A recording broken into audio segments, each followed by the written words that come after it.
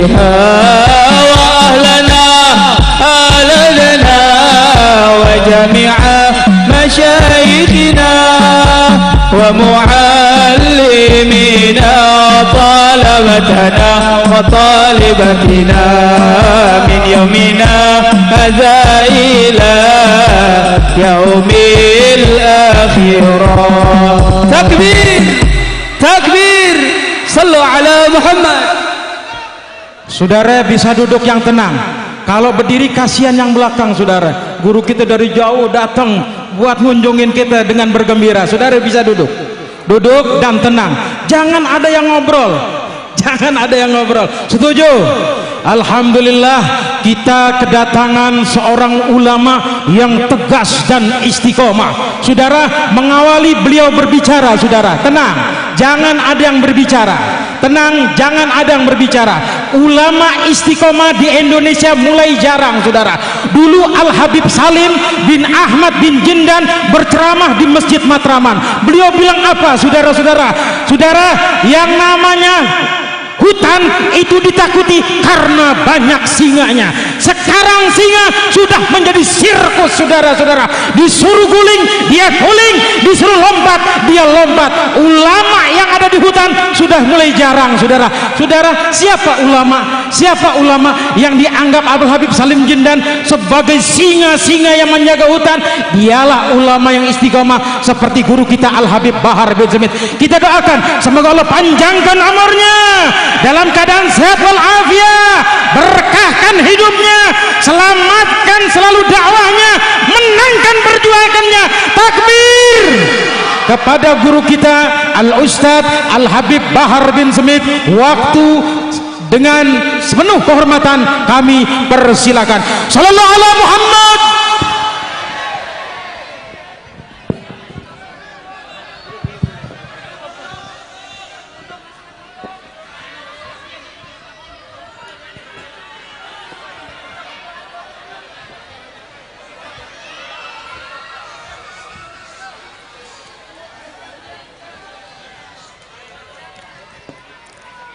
Assalamualaikum warahmatullahi wabarakatuh.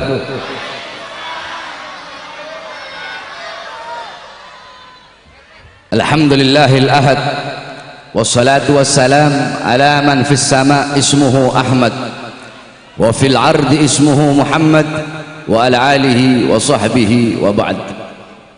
Yang saya cintai, yang saya muliakan para alim ulama, para habaib, para kiai, para asatid, para tokoh masyarakat, para aparat pemerintah, wabil khusus Al-Habib Dia Ibn Syahab beserta para habaib dan alim ulama yang lain yang saya cintai, yang saya muliakan, segenap panitia peringatan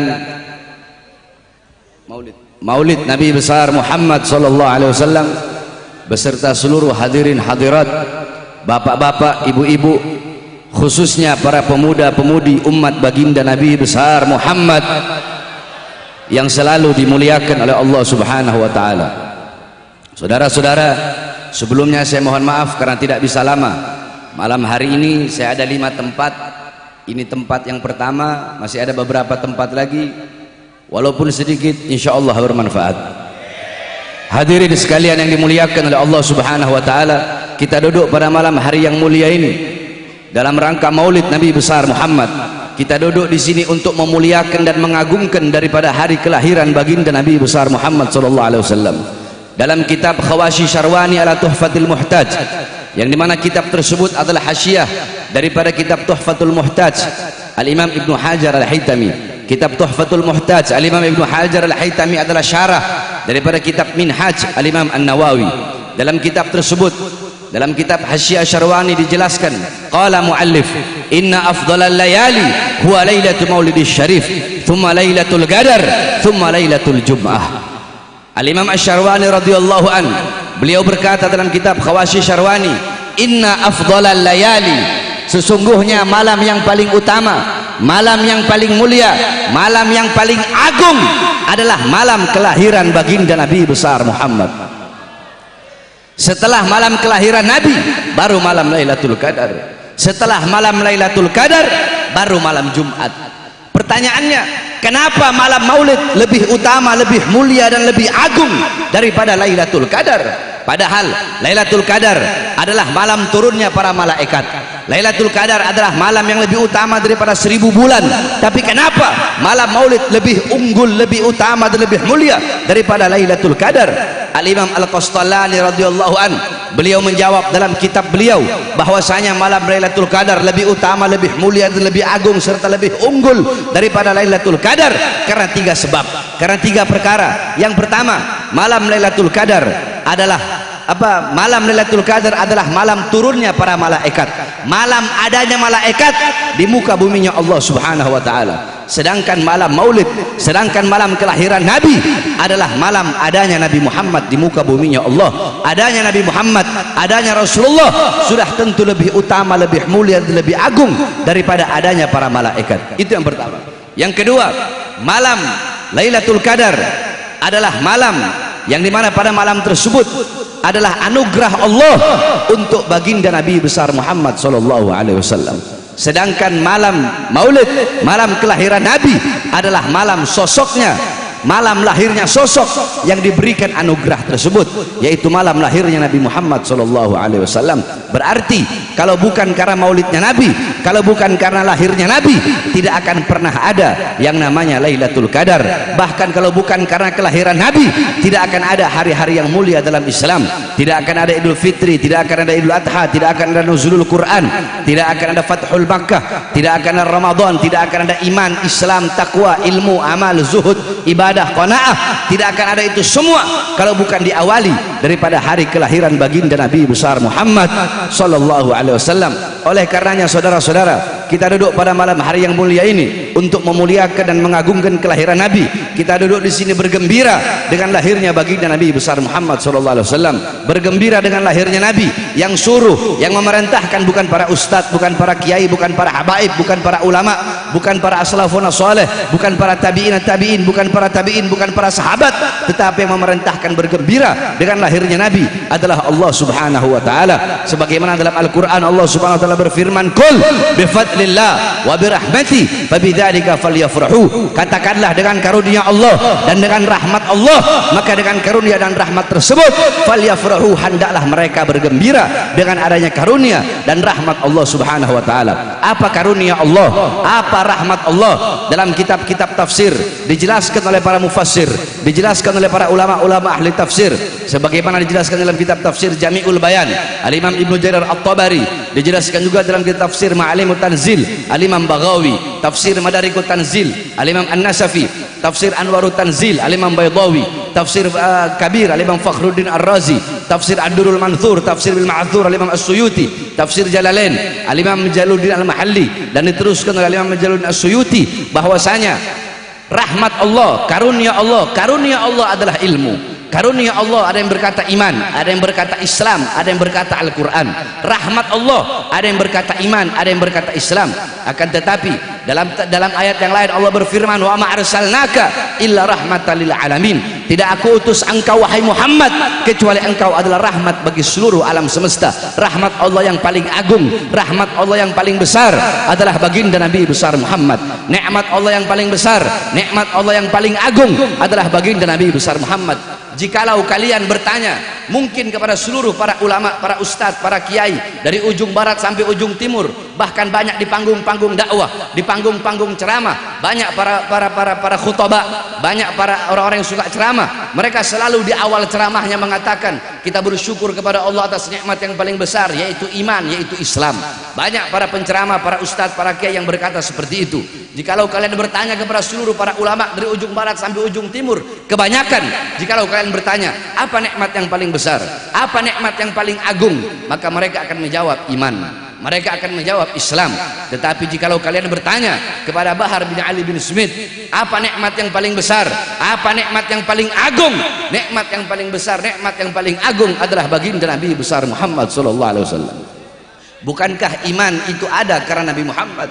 Bukankah Islam itu ada karena baginda Nabi besar Muhammad sallallahu alaihi wasallam? Maka dengan adanya Nabi Muhammad sebagai rahmat Allah yang paling besar, falyafrahu, hendaklah mereka bergembira, hendaklah kita semua bergembira dengan adanya baginda Nabi besar Muhammad sallallahu alaihi wasallam, sebagaimana yang dijelaskan oleh Imam Busiri di dalam qasidah burdahnya, Muhammadun syukruhu fardun alal umami. Muhammad, bersyukur dengan adanya beliau, bersyukur dengan lahirnya beliau, wajib bagi setiap umat untuk bersyukur dengan adanya baginda Nabi besar Muhammad sallallahu alaihi wasallam. Saudara-saudara, jangankan bersyukur dengan adanya Nabi, jangankan bersyukur dengan lahirnya cahaya alam semesta, yaitu baginda Nabi besar Muhammad sallallahu alaihi wasallam. Kita berpuasa pada hari Asyura, puasa tersebut menjadi ibadah sunnah yang tidak pernah ditinggalkan oleh baginda Nabi besar Muhammad sallallahu alaihi wasallam. Itu asal usulnya, asbabnya, sebab-sebab daripada kita disunnahkan berpuasa pada hari Asyura. Nabi Muhammad pernah bertanya kepada orang-orang Yahudi Madinah tentang puasa mereka pada hari Asyura. Mereka menjawab, kami berpuasa pada hari Asyura karena kami bersyukur kepada Allah, karena kami bersyukur dan berbahagia atas selamatnya Musa dari kejaran Fir'aun. Maka karena kami bersyukur kepada Allah untuk mengungkapkan rasa syukur kami, untuk mengungkapkan kebahagiaan kami, maka kami pun berpuasa. Apa kata Rasulullah? Nahnu ahaqqu bi Musa minkum, kami lebih berhak atas Musa daripada kalian. Nabi Muhammad pun berpuasa dan memerintahkan kepada para sahabat untuk berpuasa pada hari Asyura sehingga menjadi ibadah sunnah. Saudara-saudara, berpuasa pada hari Asyura sunnah bagi kita umat Islam. Kenapa? Karena bersyukur dan bergembira atas selamatnya Nabi Musa dari kejaran Fir'aun menjadi ibadah sunnah bagi kita. Maka bagaimana kita bersyukur kepada Allah bukan hanya atas selamatnya Musa saja, akan tetapi atas selamatnya seluruh alam semesta berkat adanya baginda Nabi besar Muhammad sallallahu alaihi wasallam.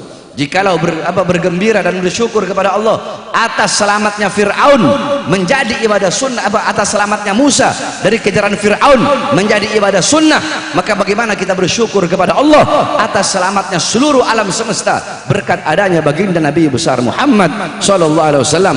Bukankah dikatakan, fa kaifa tad'u ila dunya daruratuman laulahu lam tukhrajid dunya minal adami. Bagaimana mungkin Nabi Muhammad akan tertarik kepada kemewahan dunia, kejayaan dunia, kesenangan dunia, kemakmuran dunia, sedangkan kalau bukan karena Nabi, dunia tidak akan pernah keluar dari ketiadaannya. Dunia tidak akan pernah ada kalau bukan karena baginda Nabi besar Muhammad sallallahu alaihi wasallam. Karena Nabi Muhammad bukan hanya Nabi Musa, para nabi, para rasul, Nabi Allah Adam, Idris, Nuh, Saleh, Ibrahim, Ismail, semuanya selamat berkat baginda Nabi besar Muhammad sallallahu alaihi wasallam. Nabi Allah Adam alaihissalam, Allah terima taubatnya selama ratusan tahun, 450 tahun Allah belum terima taubat Nabi Adam. Nabi Allah Adam Allah turunkan di bawah kaki gunung Himalaya di India. Siti Hawa Allah turunkan di Jeddah. Iblis Allah turunkan di Basrah. 450 tahun Allah belum terima taubat Nabi Adam. Allah terima ketika di Mekah. Kenapa? Karena membawa nama baginda Nabi besar Muhammad sallallahu alaihi wasallam. Nabi Allah Adam terselamatkan berkat Nabi Muhammad. Nabi Allah Nuh Allah selamatkan dari banjir berkat Nabi Muhammad, karena dalam tulang sulbinya terdapat nur baginda Nabi besar Muhammad. Nabi Allah Ibrahim Allah selamatkan dari api Namrud, karena dalam tulang sulbinya terdapat Nabi Muhammad SAW, cahaya Nabi Muhammad. Nabi Allah Ismail alaihissalam Allah selamatkan dari penyembelihan Nabi Allah Ibrahim. Kenapa? Karena dalam tulang sulbinya terdapat nur baginda Nabi besar Muhammad. Para nabi, para rasul, bukan hanya Nabi Musa, Nabi Allah Ibrahim, bapaknya para nabi, bapaknya para rasul Allah selamatkan berkat dalam tulang sulbinya terdapat nur baginda Nabi besar Muhammad. Para nabi, para rasul terselamatkan beserta seluruh alam semesta berkat adanya baginda Nabi besar Muhammad. Maka sudah menjadi kewajiban bagi kita umat Islam untuk bersyukur dengan adanya baginda Nabi besar Muhammad sallallahu alaihi wasallam. Oleh karenanya saudara-saudara sekalian, khususnya para pemuda-pemudi Islam, pulang dari ini acara maulid, bawa akhlaknya Nabi, bawa ilmunya Nabi, bawa amalnya Nabi, bawa waroknya Nabi, bawa khaufnya Nabi, bawa khasyahnya Nabi, bawa zuhudnya Nabi. Jadikan Nabi Muhammad sebagai engkau punya teladan, sebagai engkau punya uswah, engkau punya pedoman, engkau punya idola dalam kehidupan sehari-hari. Karena tidak ada teladan yang lebih baik, tidak ada pedoman yang lebih baik, tidak ada idola yang lebih baik selain daripada baginda Nabi besar Muhammad sallallahu alaihi wasallam.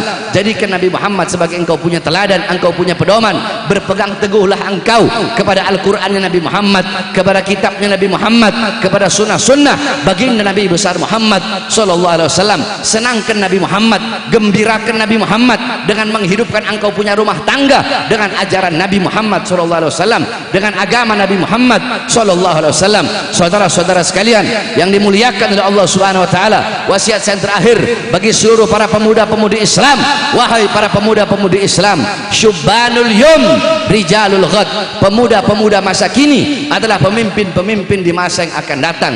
Baik buruknya bangsa, baik buruknya negara, baik buruknya agama ke depan tergantung daripada kalian, wahai para pemuda-pemudi. Jikalau pemuda-pemudinya baik, pemuda-pemudinya taat kepada Allah, pemuda-pemudinya patuh kepada Allah, pemuda-pemudinya mengikuti Al-Quran dan mengikuti sunnah-sunnah Rasulullah, mengikuti para ulama, mengikuti para as-salafus saleh, maka besok agama kita bakal dipegang oleh orang-orang yang baik, bakal dipegang oleh ulama-ulama yang lurus, bakal dipegang oleh ulama-ulama yang tidak bisa dibeli, ulama-ulama yang tidak bisa disogok, ulama-ulama yang tidak bisa disuap.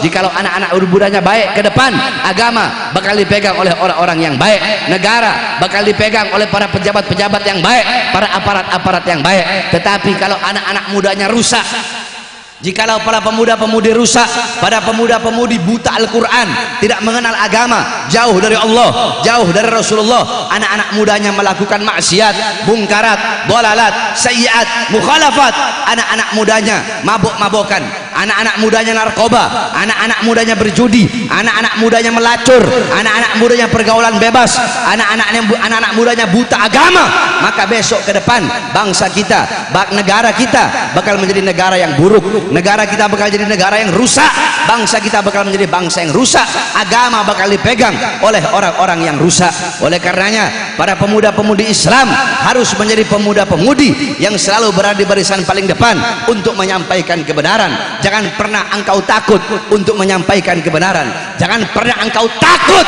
menyampaikan yang hak itu hak dan yang batil itu batil. Saudara-saudara, kebenaran adalah milik Allah dan Allah pasti akan memenangkan sesuatu yang menjadi miliknya. Saudara-saudara, kita tidak butuh kepada 1000 pemuda yang lembek, kita tidak butuh kepada 1000 pemuda yang tidak memiliki himmah, yang tidak memiliki ghirrah di dalam berjuang untuk agama, untuk bangsa dan untuk NKRI yang kita cintai. Kita tidak butuh kepada 1000 pemuda yang tidak memiliki rasa kecemburuan apabila bangsa dijajah, apabila bangsa dinista, apabila agama dinista, apabila agama dihinakan. Tetapi kita lebih memilih satu pemuda tetapi dalam hatinya berkobar api-api perjuangan, satu pemuda tetapi tidak pernah mundur walaupun satu langkah di dalam membela kebenaran. Saudara-saudara sekalian yang dimuliakan oleh Allah Subhanahu wa taala, jangan pernah engkau takut untuk menyampaikan kebenaran. Selalulah engkau membela engkau punya agama, membela engkau punya bangsa, membela engkau punya NKRI. Saudara-saudara, jangan beri ruang bagi para pengkhianat-pengkhianat bangsa untuk hidup nyaman di negara Indonesia yang kita cintai ini. Saudara-saudara sekalian yang dimuliakan oleh Allah Subhanahu wa taala, saya Bahar bin Ali bin Smith, berkali-kali saya masuk penjara. Saudara-saudara, kenapa saya masuk penjara? Apakah karena diri saya yang saya bela? Apakah yang saya bela anak istri saya? Apakah yang saya bela kelompok saya? Apakah yang saya bela saya punya murid-murid? Tidak, saudara-saudara sekalian yang dimuliakan oleh Allah Subhanahu wa taala. Pertama saya masuk penjara 2 tahun, kemudian saya keluar. Ketika saya keluar, saudara-saudara, baru 2 hari saya keluar, saya ditahan, kemudian dibawa ke Nusa Kambangan. Saudara-saudara, kedua tangan saya diborgol, perut saya diborgol, kaki saya diborgol, borgol dari tangan nyambung ke perut, dari perut nyambung ke kaki. Baru 2 hari saya bebas. Kenapa saya ditahan? Kenapa saya dipenjara? Karena dalam ceramah saya ketika itu awal-awal pandemi, awal-awal corona, saya berkata, wahai para pejabat, wahai pemerintah, wahai presiden, coba engkau lihat, coba kalian lihat, rakyat kalian kurung dalam rumah, tidak kalian beri makan. Apakah kalian ingin menghidupkan rakyat atau mematikan rakyat? Wahai para pemerintah, coba kalian lihat, mal-mal milik asing kalian buka, tetapi warung-warung kecil milik pribumi kalian tutup. Saudara-saudara, saya tanya, siapa yang saya bela? Rakyat atau bukan?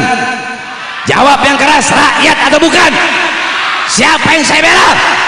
Siapa yang saya bela? Siapa yang saya bela? Yang saya bela rakyat, saudara-saudara. demi bangsa, demi rakyat. Jangankan hanya di penjara, nyawa saya, jiwa saya murah harganya untuk tumpah, saudara. Apakah cukup sampai di situ? Tidak, saudara-saudara. Saya bebas murni dari lapas Gunung Sindur. Belum sampai 1 bulan saya sudah ditahan lagi, saudara-saudara, di Polda Jabar. Kenapa? Karena dalam ceramah saya membahas syuhada KM 50, saudara-saudara, yang dibantai, KM 50 yang wafat, yang syahid karena menjaga imam besar kita lah Habib Muhammad Rizik bin Husain bin Syihab. Saya dituduhkan menyebarkan berita bohong, saudara-saudara, tetapi alhamdulillah di dalam persidangan saya buktikan bahwasanya kami bukanlah yang suka menyebarkan berita bohong. Tidaklah apa yang kami sampaikan kecuali itu adalah kebenaran, dan alhamdulillah terbukti dalam persidangan bahwasanya saya tidak sama sekali menyampaikan berita bohong, saudara-saudara. Hadirin sekalian, yang saya bela adalah para laskar-laskar, para syuhada yang wafat, yang meninggal dunia. Hadirin sekalian yang dimuliakan oleh Allah, 1 polisi wafat, 1 polisi meninggal dunia, dibunuh, dibantai dengan keji. Udah dibunuh, difitnah lagi.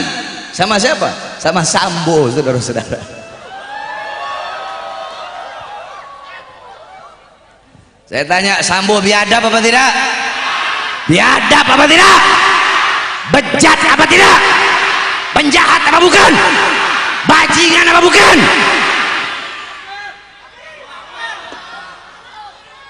Anak buahnya jadi bunuh, apalagi yang lain, saudara-saudara. Sesama polisi aja dimakan, apalagi yang bukan polisi. Betul? Betul! Saudara-saudara, 1 polisi wafat, 1 polisi meninggal dunia, seluruh Indonesia geger. Betul? Betul! Nah, itu 1 polisi yang wafat, maka bagaimana dengan 6 laskar, saudara-saudara? Apakah mereka bukan bangsa Indonesia? Apakah mereka bukan rakyat? Apakah mereka bukan anak-anak bangsa? 1 polisi wafat, Sambonya ditahan, Sambonya ditangkap. Dari presiden sampai Kapolri semua angkat bicara, semua turun tangan. Kenapa 6 laskar yang wafat semuanya diam, semuanya bungkam, saudara-saudara? Saya tanya, adil apa tidak? Adil apa tidak? Adil apa tidak? Ketidakadilan lawan apa biarkan? Lawan apa biarkan? Lawan apa biarkan? Oleh karenanya, saudara-saudara, Bahar bin Smith tidak akan pernah capek. Tidak ada kata capek, tidak ada kata kapok, tidak ada kata lelah di dalam memperjuangkan keadilan, di dalam menyampaikan kebenaran, saudara-saudara. Jasa saya, raga saya bisa para pengkhianat-pengkhianat bangsa penjarakan. Jasad saya sampaikan, hei kalian, kalian bisa memenjarakan jasad saya, kalian bisa memborgol tangan saya, perut saya, kaki saya, kalian bisa memenjarakan mata saya daripada melihat dunia luar. Tetapi demi Allah, suara-suara kebenaran yang saya sampaikan tidak akan pernah bisa kalian penjarakan. Oleh karena saya tanya semua masyarakat yang hadir di sini, semua yang hadir di sini siap berjuang, siap sampaikan kebenaran, siap perjuangkan keadilan, siap lawan kezaliman, siap lawan para pengkhianat-pengkhianat bangsa. Jangan pernah takut, saudara-saudara. Di sini ngomong siap, ntar ditahan polisi keok. Banyak orang-orang sekarang ini beraninya lagi banyak orang doang, lagi sendiri ampun-ampun. Oleh karenanya, terakhir sebelum saya tutup, hadirin sekalian yang dimuliakan oleh Allah, besok tanggal 2 Desember ada acara akbar, yaitu reuni 212. Hadirin, 212 bukan hanya milik FPI, betul? 212 bukan hanya milik organisasi Islam tertentu, betul? 212 bukan hanya milik umat Islam saja, betul? 212 bukan hanya milik orang Islam, bukan hanya milik organisasi A, B, C, D, bukan. tetapi 212 adalah milik seluruh bangsa. 212 adalah milik seluruh rakyat. Betul. 212 adalah simbol daripada keadilan. 212 adalah simbol daripada melawan kezoliman dan kemungkaran, saudara-saudara. Oleh karenanya saya, Bahar bin Ali bin Smith, mengajak kepada seluruh masyarakat, seluruh rakyat Indonesia, khususnya umat Islam dan khususnya bagi jamaah yang hadir pada malam hari ini, untuk kita sama-sama datang dalam acara Istighatsah Akbar pada tanggal 2 Desember. Tempatnya belum tahu di mana, nanti insya Allah bakal dikasih tahu. Kita semua sama-sama hadir istighatsah, kita ketuk pintu langit memohon kepada Allah agar Allah berikan yang terbaik bagi bangsa kita, bagi negara yang kita cintai, yaitu negara Kesatuan Republik Indonesia. Saya tanya, semua yang hadir di sini siap putihkan Jakarta? Siap putihkan Jakarta pada reuni 212? Siap datang, siap bawa keluarga, siap putihkan Jakarta, siap ketuk pintu langit, siap memperjuangkan keadilan, siap melawan kezaliman. Allahu Akbar, Allahu Akbar, Allahu Akbar. Indonesia merdeka, merdeka, merdeka. NKRI harga mati. NKRI, NKRI, merah putih, merah putih, merah putih. Indonesia siap berjuang untuk bangsa, siap berjuang untuk negara, siap berjuang untuk Islam. Allahu Akbar, Allahu Akbar, Allahu Akbar. Walafu minkum. Wassalamualaikum warahmatullahi wabarakatuh.